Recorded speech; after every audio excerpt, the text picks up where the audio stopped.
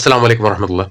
ഞാൻ ഫൈസൽ ഒമ്പാല. ചരിത്ര സമ്പന്നമായ മമ്പുറത്ത് സ്ഥിതി ചെയ്യുന്ന കീരിപ്പള്ളിയെയാണ് ഇന്ന് ഞാൻ നിങ്ങൾക്കായി പരിചയപ്പെടുത്തുന്നത്.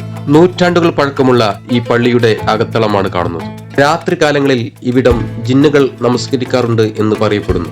വർഷങ്ങൾക്ക് മുന്നേ ഞാൻ ഇവിടം സന്ദർശിച്ചപ്പോൾ ഇവിടം മുഴുവനായി കാട് മൂടിക്കിടക്കുകയായിരുന്നു. പൂർണ്ണമായും പഴയകാല നിർമ്മിതി. സമാനാകൃതിയിൽ നിർമ്മിക്കപ്പെട്ട ജനവാതിലുകൾ ഷീറ്റ് കൊണ്ടും ടൈല് കൊണ്ടും പുതിയ കാലത്തിന്റെ ഏച്ചുകെട്ടലുകളാൽ വികൃതമാക്കിയിരിക്കുന്നു ചിലയിടം.